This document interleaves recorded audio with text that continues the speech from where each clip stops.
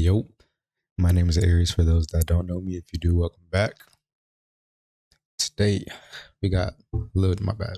I got a cough. I'm kind of holding it in, but we got Lil Jeff. Whole documentary. I ain't gonna lie, it's 3 hours long. I'm getting straight into it. Anybody following the I don't even feel like doing a long Chicago intro. drill scene knows that in the past few I months, will say I'm very educated with a lot of the Chicago drill scene, so I'm pretty in tune with a lot of the names and situations that go on and the behind the scenes videos, etc. So there's been a new star rising, whose appeal was based on the very same idea that made King Von so irresistible to many fans of the genre. Wait. Starting off, Anybody following the Chicago drill scene knows that in the past few months, there's been a new star rising, whose appeal was based on the very same idea that made King Von so irresistible to many fans of the genre. A combination of personal charisma and a reputation that they really lived the life they rapped about. And what they most often rapped about was some of the most violent stories coming out of the most dangerous city in America. In a 3.5-hour video about King Von, it dawned on me that having allegedly killed at least 7 people, beating the bodies, and then going on to brag about it to the whole world while actively planning more hits, he actually met the FBI's definition of a serial killer. And unfortunately, in recent months, another rapper has emerged who not only claimed to have killed more people than King Von, also rapped about it and quite literally modeled his persona on other famous serial killers. I'm of course talking about Bloodhound or Bloodhound Lil Jeff, the self-styled Jeffrey Dahmer of Chicago drill. And to many, the next rapper who was on their way to becoming the next big thing in the drill scene with his wild claims that he had 10 to 11 bodies under his belt, rapping jaw-dropping bars, comparing his life to video game Call of Duty and saying that he's really up 10 kills, to comparing himself to basketball legend Bill Russell and inferring that he'd committed as many murders as Russell has won championship rings. Before I tell you any more about the Lil Jeff story, I need to give you a very important glasses are warning. crazy. This video is going to contain themes of violence, death, a thorough tragedy, I'm cool on all that. during his high school. Unlike Von, who was seemingly in the streets since a child, Jeff would wildly claim that he had only gotten involved in the streets about 3 years ago when he turned 18 and graduated from high school, committing all of these alleged murders. Jumping off the porch at 18 is crazy work, bro. But at that point, you gotta be like, I got better things to do, etc. Like, but if that's what all you know, I mean, that's all you know, cool. But at the same time, it's not cool. Murders in a very short time span. So around what age did you jump off the porch and start hanging out in the streets? I'm saying when I came outside, for real. So I forgot he played. He was trying to play basketball. So I guess he just seen this as his backup. But it was always a bit of backup. I was like 18 type shit. Okay. I just turned like 18. Jeff also became known for his equally wild antics that showed he was a complete loose cannon. For example, when he famously snorted crushed up pills during his DJU interview. Then there was the time he seemingly shot his gun towards someone during an Instagram live, as well as openly bragging about how he was robbing people for their designer watches. Hey, Lil Jeff, you should take this picture. I was going out, oh, weeds. I got blood on them diamonds and I still wore it. This like it's part of my tattoo. They don't know that's a tattoo. Crazy work. Nah, they know. To compare Lil Jeff to King Von is guaranteed to anger some people, and by no means was Jeff's star power or rapping abilities anywhere near that of Von's. But then again, Von also had support from the biggest artist to ever rise from the drill scene, Lil Durk, and he was several years older than Jeff when his rap career took off. Furthermore, Von had already been in the streets for close to a decade, forming the reputation that would eventually help him to become the boogeyman of Chicago drill that he ended up being, as well as being an undeniable legend in the rap game following his untimely death in November 2020. Jeff, on the other hand, was still by all accounts very much still in the streets whilst he was trying to find his voice and talent on the mic. While Jeff's rapping style was controversial and divisive amongst fans of Chicago drill, there's no denying that Lil Jeff was evolving musically and becoming more and more comfortable in using his rather unique high-pitched voice. It kind of made him sound like the real-life Joker of Chirac. How tall is Jeff?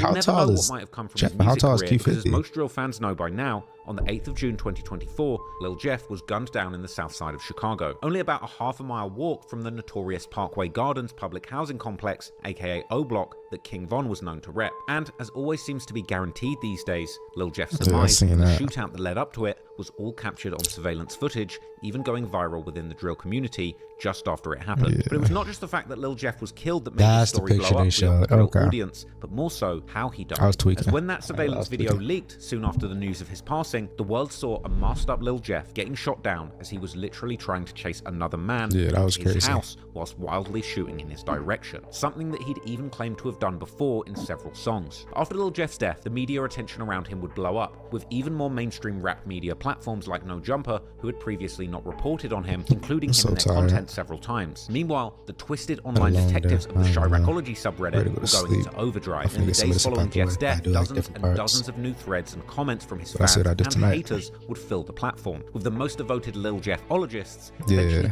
starting their very own subreddit to exclusively discuss and declare their devotion to their... Having a subreddit for bro, like Chiracology, if you know everything's up on there, but having your own subreddit made for you in that short amount of time is something. That's a real big hint. There were almost comical posts where Lil Jeff-ologists shared their grief, explaining how they were having sleepless nights and depression in the 24 hours following Jeff's death. These twisted posts would explain how the loss of their new favorite demonic rapper had been a personal blow, and how despite the alleged 11 murders to his name, they felt a personal connection to this flawed individual, and how his killer aura had resonated with so many. Soon would come updates, as fans posted saying that it had been 1 week since Jeff's death, and the devastation hadn't gotten easier, with this user explaining that he wants to drill himself so he can be with Lord Jeff, and asking other users if they have tips on how to grieve. Another update landed on day 12, as the user explained that he'd been saying Jeff's name in the mirror to try and bring him back, and explaining how he can still feel Jeff's presence around him, and that he's been seeing Jeff's reflection flashing wads of money at him in store windows. Now all of this goes to show you the bizarre and twisted level of fandom that Chicago drill has really reached, with this adoration of Jeff even topping some of the most extreme King Von glazing that's been observed online. Chicago drill is truly the juncture where internet fandom meets music meets real-life true crime, and where the very people actually involved in that life are getting killed by the hundreds every year. And when it comes to this combination of music and true crime, the story of Lil Jeff is surely up there with some of the wildest to come out of the drill scene in recent years. But Lil Jeff's story is still one shrouded in mystery, because while Jeff was certainly no stranger to letting the world know about his reckless escapades in the dangerous streets of Chicago, he was also a fairly new face in the scene who seemingly appeared out of nowhere just a few years ago, which makes his claims to have double-digit bodies under his belt sound particularly outrageous, making many fans of Chicago drill to quickly reject these claims as obviously false. Moreover, Lil Jeff hails from an area that's previously received only limited coverage in media focused on the drill culture. So in this video, we're trying to give the most in-depth look into the life and the music career of Bloodhound Lil Jeff so far, and try and determine, with all of the information available publicly today, was Bloodhound Lil Jeff really a street demon with 11 murders to his name, or just a wannabe serial killer on social media who effed around and found out? Residents say they're fed up with violence like the weekend's mass shooting, and they're taking back the streets. He was psycho. On Saturday, it was a different scene on 75th Street in Chatham, where one person was shot and killed, 9 others wounded. Outside their school, with homemade signs demanding peace, they gathered. We gonna rock with it, roll with it. We're only 17, 18 years old, and we losing our lives at a young age. Man, we do this shit, man, every day, man. Drill City, we out here, man. On one of the most violent streets in the city, 79th Street, artist and activist Common lends his support and voice to lift up this Chatham neighborhood. Yeah, you see them bandanas, that mean we Bloodhound. So can you tell us, like, who introduced you to the street life? My brother. Your older brother, right? Yeah. Looking at us, bro. Yeah. Unfortunately, there are many families who are suffering. So you would say you've experienced some trauma growing up in these streets of Chicago. Cause how old was you when Chief Keef came out? Like, I was in 3rd grade. Cause they said Bloodhound Lil Jeff. I gotta remember, he only got like 2 years 10 bodies. So. I ain't gonna lie, my homie dad is on my face right here. See money? Yeah. And how did this death affect your mentality, brother? These all I see is reggae. About the type of lifestyle that Von led, everybody consider him the top savage of the rap. Was that something you looked up to? Yeah, that's him, I'm me. Hey, y'all, listen to this real quick. Let me know what y'all hear. This smoke with the whole rack. Whoever want it, we giving it out on my dead grave. Summertime finna be a black. Cause we live in a time right now where like a lot of rappers actually live the life they say, whether it's like trapping or anything. 16-year-old Robert Boston and 17-year-old Monterio Williams were gunned down. Chicago police investigating a fatal shooting yesterday evening. 19-year-old Jaleel Goins was pronounced dead at Rush University I have Medical mosquito Center. bite. I got my hair done to our stylist house. I got bit in both my wrists, So when y'all like both in of the my booth and forearms. all that, how do y'all stay away from like even incriminating lyrics? I went black for like a week, and poof. So after that, poof. I came back, poof. Bloodhound, bloodhound, bloodhound, bloodhound.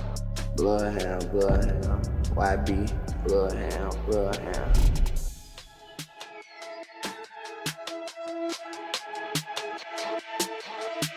I really hope my mic wasn't just off this entire time. Lil Jeff, real name Jeffrey Lamar Harris, was born on the 14th of July 12 2002, minutes. getting named after his father, who shares the exact same name. Jeff's family has seemingly mostly lived around the same area, the east side of Chicago. Bloodhound Lil Jeff story today. Can you start by telling us where you from? Chicago, North, east side of Chicago. East side of Chicago. East side. I might can restart. However, this recording. east Hold on, side let me is not see to be confused with the official east side, which is areas of Chicago located in the far There we go. south side Now of we the city. got like The unofficial a east side, on the 2% other off the hand, which is where tag Lil for Jeff grew up, voice. is mainly part of the Chicago folklore, and thus its exact borders are often heavily debated by locals, with many even arguing that everything in the south side, from State Street all the way to Lake Michigan, actually counts as the east side, which would even include hoods like the infamous O Block and their main rivals STL EBT and Jaro City. And on the other side of the Washington Park, also hoods like Tay Savage's Welch World. Yet these hoods are typically not discussed as being part of the east side, but rather simply being... Yeah, now see, I didn't know all of the east side was this big, dog. I'm just only really familiar with like up over here. I think it was something in these two areas. I can't remember who. in part of the south side, as in the case of I'm O Block, pretty sure it's here STL, and probably Jaro, or more in the specifically video in the case somewhere. of Welch World. But I part of the wasn't really, so-called I lower- wasn't like familiar with a lot of like when I was first like getting into all this, I learned a lot of it. Like I didn't know that O Block was like literally right like behind ST. Like I didn't know that was like it was literally a 1 minute walk. I didn't know that. That's crazy that they go to war like this. They didn't grow up together, went to school together, grew up together, but they just knew different people, and that was just a bridge. But yeah, I didn't know how close like a lot of shit is. Like just on the other side of this park, so Then, much should be another going area on. that's a deep part of Chicago folklore, which roughly covers the area on the south side from the state to the lake north of Washington Park. In the drill culture specifically, the east side has become particularly known for hoods that Wait, exist I think my roughly mic was on south this of whole time. I remember 67th seeing it Street, moving with this and street recording and the before I two started, huge green so it should be spaces, on. the Jackson Park and Oakwood Cemetery, that border the street, creating a natural boundary in the north. However, there are also sets on the north side of the 67th Street that claim the east side, such as TYMB and Dro City, which both rep the 65th Street. While the line of where the east side ends when going westwards from Lake Michigan is much more ambiguous, with the State Street and the I-94 next to it, generally acting as a sort of last cutoff point, in the drill scene, this east side is known particularly for gangs like G Herbo and Lil Bibby's crew NLMB, which is made up of two clicked-up gang sets, No Limit and the Muskegon Boys, with these initials creating the NLMB moniker, which has also been used to stand for Never Leave My Brothers. However, NLMB's hood is located in the South Shore neighborhood, which is located very close to the shores of Lake Michigan, and is infamously known by the locals as Terror Town, a place with a long history for being particularly dangerous. Whereas when it came to Lil Jeff, his family seemed to mostly stay in a much more central area around the Grand Crossing and Chatham community areas, which generally have been much lesser discussed in the drill scene before Lil Jeff's recent blow-up, although the area has seen its fair share of rappers since the early 2010s repping these specific hoods. Now, Lil Jeff's family has long ties to the streets in the area. His father, Jeffrey Harris Sr., allegedly belonged to a street set called 068 C Block, C standing for Champlain Avenue, with their main spot seemingly being on 68th Street and Champlain. To put this location in context, this street corner is only about 0.3 miles from the location where Lil Jeff would eventually lose his life. And while there's not much available about this particular set online, Jeff's father was born in the early 80s, and thus he and his set were likely at their most active around the turn of the millennium and throughout the 2000s. What we do know with some certainty is that Jeff's family were closely connected with the very people that Jeff would later go to war with, including the person alleged by many to have been the one to gun him down, although there's no real evidence at the moment to prove who was the actual trigger man. Hitman. But what can be said with more certainty is that close to the hood of Jeff's father, there would be another large hood that would end up playing a very large role in the street beefs that Jeff would get involved in. This hood was well known in Chicago even back in the 90s and 2000s when Jeff's dad was more active in the streets, and its history likely even goes much further back than that. Their hood was called the Lon City. For example, in the classic 1996 song by Chicago rapper D.A. Smart titled Walk With Me, he lists several Chicago hoods all around the area, with one of the bars referencing Lakeside, Paxtown, and Lon City, as Smart mentions how both Black Disciples and Gangster Disciples run the two latter hoods. But while Lakeside and Paxtown have more or less stayed intact until this day, at least in name, Lon City would eventually break apart, therefore it's not included in the modern gang maps. However, during the late 90s, in the trial against Larry Hoover, the infamous founder and leader of the Gangster Disciples, or GDs, one of the former members of Hoover's GDs, who turned informant, would give a very detailed description about the Lon City's territory at the time, this territory allegedly covering everything from 78th Street to 83rd Street, and all the way from State Street to Stony Island Avenue. This territory being absolutely enormous by modern Chicago gang standards, however their main spots were seemingly on the 79th Street, such as 79th and Evans, which is just a stone's throw away from the 79th in Maryland that Jeff would later begin to claim. One of the highest ranking GDs of the 90s, called Shorty G, real name Gregory Shell, I don't know, that whole area, it's like Imagine Shorty G would also have a prodigy in Lon City called Lil Frank, real name Frank Smith, who would later rise to the top of the leadership of the original GDs before he was given a life sentence in 2023 for allegedly organizing a killing of another high-ranking GD member as part of a leadership dispute. Due to its large size, Lon City had likely always had smaller sets working within it, both GD and BD, although the area has seemingly been majority GD. However, coming into the 2010s, Lon City, like most Chicago hoods, had lost the majority of its original structure due to the collapse of the traditional gang hierarchies during the 2000s, which led to the large gangs like the BDs and GDs to break into small neighborhood sets without any central leadership between them. In Lon City, these separate sets were also becoming more independent, particularly 6 sets that were known as 8-Tray Mob, Evans Mob, Hit Squad, Mix Mob, Wiz City, and Drill City, the latter of which would eventually become Lil Jeff's set. According to Chiracologists, these individual sets would eventually break Lon City apart completely due to some of the BD sets backdooring the original GD leaders of Lon City. In the aftermath of this breakup, what's now known as Mix Mob would seemingly keep repping Lon City even after the breakup. Meanwhile, Drill City would seemingly get its name around the same time as the Chicago drill movement was starting. Chicago drill music being the ultra-violent evolution of gangster rap, with beats inspired by Atlanta trap and gritty lyrics all about real crimes that were actually happening in Chicago. With this set having some of the first pioneering drill artists, such as the rapper known as Fat Smack, who is in fact the actual cousin of the rapper Pac-Man, who hailed from the nearby Dro City hood and is generally considered to have been the original creator of the drill genre before Chief Keef made it famous. The devil might be real or a magic mystery, but I make you disappear. Poof, history. I know you sick of me, but Mac is the antidote. So if you act fruity, I have to split your cantaloupe. Hey man, you know this. Now see, bro, that was one thing. It's crazy how like so many of these individuals are like, they got the talent. Like you put them in the right environment, like they make some bread off of this, like off of rapping for sure. But not even that, just off the internet, like what J-Man's doing and Take Paul or Take 600, whatever you want to call them. Like they doing their thing, but a lot of them got good organic personalities, regardless of the street shit they have going on, and they got the talent. You see, prime example, but a lot of them got talent. It's crazy. It's just, I had to split your cantaloupe. Hey man, you know this pack. A lot of them just don't make it. Lil City, I'm not had, man. Hey, I tell them, the coupe looking like a Sunday, a chocolate Maserati, butter vanilla guts, ballet popular at the party. Yo, on my heels, she was jocking me in the lobby. See the Morgan crocodile's pocket watching like she gon' rob me. I swipe for a room, penthouse, we at the W. Had your name on the neck, I know my stomach too. Already in late 2010, Fat Smack would put out a mixtape titled A Day in Drill City, this being among the first drill projects ever to come out. Drill City is also known as BNC, or Bar None Crazy, which generally refers to them being an insane or renegade gang set. This means that they generally don't adhere to any central structure of a historical gang, like the BDs or GDs, and essentially are willing to go to war with, or kill people that descended from the same original gang as them. It seems that Drill City will first call with another set from the former Lon City called Wiz City, or Whisper City, named after a boy called Whisper, aka Wiz, who seemingly died in 2008 from medical complications. Similarly, as Drill City being bar none, Wiz City would be known as brain dead. This generally also meaning that they are insane or renegade BDs who again don't abide by any centralized BD leadership and are willing to go to war with other BDs. In the very early 2010s, Wiz City was seemingly already beefing hard with several of the former Lon City sets, including Evans Mob, Mix Mob, and 8 Trey Mob. Hey man, so I just want to talk about that Mix Mob thing, man. It's getting ridiculous, man. For real. On some real shit, man. That shit getting ridiculous. First of all, let me say that right there. Y'all is hell, man. You feel me? Y'all lucky I'm on this house for that shit. Because if I wasn't, what's going down, man? There's big drills on y'all, for real. Old 82nd movement, man. We ain't playing no games. Boy, Drake, Lil City crazy. Brain dead, you already know 82nd crazy, boy. You got the South, 8 Trey Mob. Mix Mob!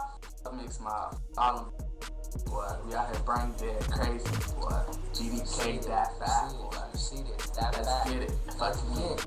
Meanwhile, it appears that Drill City members were originally much more open to linking up with different sets, even ones that were already at war with Wiz City, such as Evans Mob and possibly even Mix Mob, which might be why someone on Reddit presenting them as having lived in the area during the late 2000s and early 2010s describes Drill City as playing sides. Meanwhile, another Redditor claims that Wiz City was getting close with the TYMB set, which is known from the early drill culture for getting shoutouts from the likes of Chief Keef. However, Drill City was beefing with TYMB, and there are even rumors that they killed one of their most loved members in 2012, a young man known in the streets as Obama. Real name Reginald Smith, the 24-year-old was shot and killed in a walk-up style attack on the 6500 block of South Drexel Avenue. The wildest rumors even claim that this killing led to one of the Drill City members getting kidnapped by TYMB before getting released for a 10k ransom. However, the consensus among Chiracologists seems to be that Obama was more likely killed by a member from another set that would become very close with Drill City. But more about that later. In any case, TYMB continues to be one of Drill City's longest ops, which is at least partly why even Lil Jeff would drop a Y sometimes in his music videos and on social media. At the time though, Wiz City's alliance with TYMB would allegedly cause Drill City to separate themselves from them and ally fully with their biggest ops, the Mix Mob, instead. This alliance eventually going under the moniker DCMM, or Drill City Mix Mob, as represented by Fat Smack and another Drill City member called Leaky in their 2013 song by the same name. And they would also openly claim to be Wiz City K and vice versa, with Wiz City members vowing to K or kill anyone from Mix Mob or Drill City. The war between all these former Lon City sets would only keep escalating in the years to come, and alliances would keep changing over time. It's like you can't even say that they far, because it's like they right around the corner from like a regular grocery shop for me, or like grocery trip. 3 minutes away. Almost all of these sets is 3 minutes away from each other by car. 5, less than 10. And it's all it is going on. That's crazy. 8 Trey Mob, Evans Mob, and Hit Squad, who have seemingly always stayed relatively united with each other that decade, against Drill City or BNC, as well as the Brain Dead BD set Wiz City and another nearby Brain Dead BD set called MTV 079 or Money Through Vernon. I heard before, like, you know, all this, like all the violence started. I heard like y'all was everybody, every hood was all in one. Like y'all used to go by Lon City or the Lon. Is that true or not? Yeah, Lon City is like the whole area. Like from Shadow to Apple. We is Shadow. We is Shadow. But y'all was a part of y'all hood was a part of Lon City, right? Yeah, Lon City movement. Now other Drill City and all that shit. You know, them though, the other side though now. I ain't gonna lie. I ain't saying how it, like, you know how it happened, but I'll say what year would y'all say all this broke apart? I ain't gonna lie, folks. 2009, 2009 to 2010. 2009, 2010, bro. That's when really everybody, like all them over the other side, they started turning video out type of shit. You know what it is? A bunch of weird. We was the only GDs. I ain't gonna lie, we was the only GDs. We ain't clicked up with nobody, nothing. You talking about like for 8 Trey and Evans Mob? They be saying the shorties BDs too. Yeah, we got some BDs. For them folks, like, I ain't gonna lie, this shit clickbait, boy. Yeah, like, we EBK, we ain't just no everybody ain't GD. Brother BD, we family. He ain't Trey Mob, we family. I was gonna say, Out of these 3 majority GD sets, Evans Mob is perhaps best known through their early 2010s connection with the infamous Washington Park-based set 600, due to 2 of their members, 600 Breezy and S-Dot, having a childhood and family connection to this set. Evans Mob is also known for a now classic moment in drill history when 2 of their members would catch infamous drill rapper Lil Reese from Lamron, aka the Grim Reaper, with this video causing the so-called Lil Reese Poopgate, as people would claim that the video showed visible skid marks on Lil Reese's underwear. A stinky conspiracy in Chicago drill that's been debated for years, and one which fans would eventually go all in on, analyzing the patterns of the specific boxes that the Grim Reaper had been wearing that day, to eventually debunk the theory and prove that it was all a big poopception all along, as the alleged brown stain actually turned out to just be part of the design of that particular set of boxes. But anyway, H-Tray Mob are a lesser-known set to the average drill listener, although they too become some rappers attempting to come up in the original drill wave, with artists like Don Darius and Murder Mile dropping some early songs that would gather some decent views, such as their 2013 music video for a remix of Lil Durk's song Competition, where one H-Tray member can be seen proudly presenting his shirt which says MTVK, BNCK, and Wiz City K. Hit Squad, on the other hand, is perhaps the smallest set out of these 3, getting its name after a man called Hits, real name Marlon Dubose, who was killed in 2010, being shot in the head and neck. These are already many sets to keep track of, but ultimately these were just the sets from the original Lon City hood, whilst the story of Lil Jeff also includes numerous sets from nearby the original Lon City, because during the early drill era, while Lil Jeff was still just a young boy with dreams of pro basketball, his big brother Jay Boogie would jump headfirst into the streets, becoming friends with the very people that Jeff would later want to kill so bad that it ended up costing him his own life.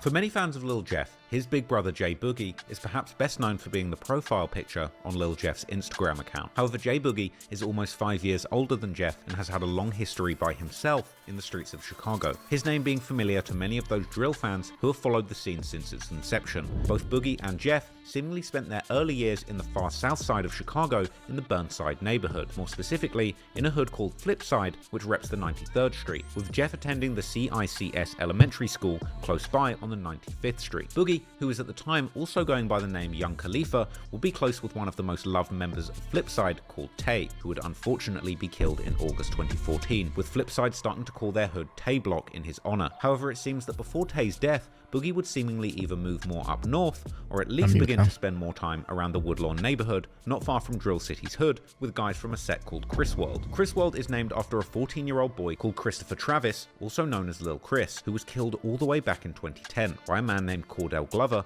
known as Wheezy or Wee Wee, allegedly from the EBT set. Lil Chris was seemingly part of TYMB and can be seen in old pictures with them. And Chris World would then begin as a faction within TYMB, or YMB, meaning Young Money Boys, as the set was known before they would eventually change their name in honor of a dead member called Ty, real name Edric Walker, who was killed a year earlier in 2009 during a particularly violent night where 4 people died in 3 shootings. While TYMB was primarily repping the 65th Street, Chris World would begin to rep the 66th Street, which Chris had seemingly frequented, even though he would in fact live near the 64th Street. Around this time, TYMB, the newly founded Chris World, and Wick City, that would later become known as O Block, were all seemingly pretty close with each other, with their main ops being sets like SDL EBT. However, this would allegedly change when Obama from TYMB was killed in March 2012, with many now seemingly thinking that his killer was a man called Kenny Mack, not to be confused with the Kenny Mack from the FBG Duck murder case, or several other Kenny Macks from different sets all over Chicago. This Kenny Mack was part of Chris World, and by all accounts, one of the central members in that faction. According to some Chiracologists, Obama's death was the result of a dice game gone bad, which would make sense given that even though witnesses would seemingly describe the killer simply walking up to Obama, he was in fact found dead in a hallway. Others have claimed that the beef between TYMB and Chris World actually goes back way before Obama's murder, with some drill fans claiming that one of TYMB's top rappers, Money Man, was in fact already dissing Chris World in a song together with Obama back in May 2011, with it being suggested that this dissing then led to Obama's death. However, in fact, Money Man appears to be shouting out Chris World just like he shouts out several other people before them, including E-Day from 600 and Boss Sean from Wick City, that would later become known as O Block, meaning that around this time, the two sets were seemingly still on good terms. But what does seem clear is that the beef between TYMB and Chris World would indeed begin even before Obama's murder. And while there's even a photo of Jay Boogie himself seemingly throwing up the Y in January 2012, a few months before Obama's death, while hanging with a rapper Bad Habit affiliated with Chris World, already later that same month, a girl affiliated with Chris World would make the post on Facebook saying F the other side, while dissing YMB, aka TYMB, and also shouting out 3 sets, Chris World, Trap City, and Drill City. It appears that even before Obama's murder, TYMB had been beefing particularly hard with another Woodlawn-based set, this set being called Trap City, also known as Zone 7, with the 7 representing the 67th Street that they would claim, more specifically, the intersection of 67 and Rhodes. This location is only 0.2 miles from the intersection of 67th and Langley that Jay Boogie would post to his Facebook in September 2012, this being the first photo that he still has up on his page. Facebook and Twitter was like, throughout that whole decade, the 2020s era or whatever, the whole drill era, Twitter was like, bro, it was like they diaries, dog. Like, it was just a beefing diary. Like, they was saying everything. Like, I mean, everything that they had going on. Like, if I was a cop and I physically seen all that, like, oh my God, I'm taking them down 1, 2, 3, left, right. Like, they're dropping like flies. Because, like, bro, it was so specific too. Like, I'm in all black. Like, they'd be like, I'm wearing all black. I'm like, I'm off black, whatever. What y'all doing? What's up with it? Next thing you know, I done dropped the op and I mean a bowl of cereal. Like, bro, what?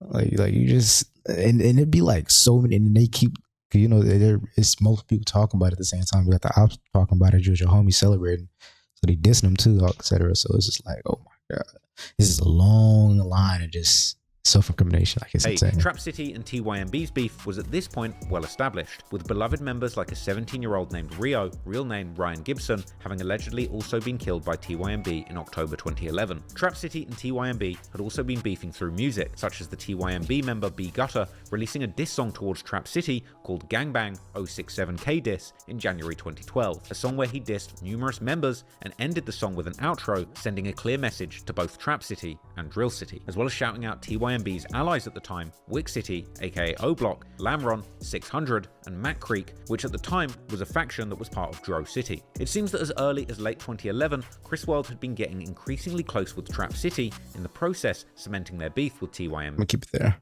Next part probably gonna be like, I'm probably not got nothing to do, so I might just go through another hour or whatever. I might finish the whole thing in the next sitting. I don't know, it depends on how I feel, but that being said, part 2 next time. Like the video. The watch time is cool, but like the video. Subscribe.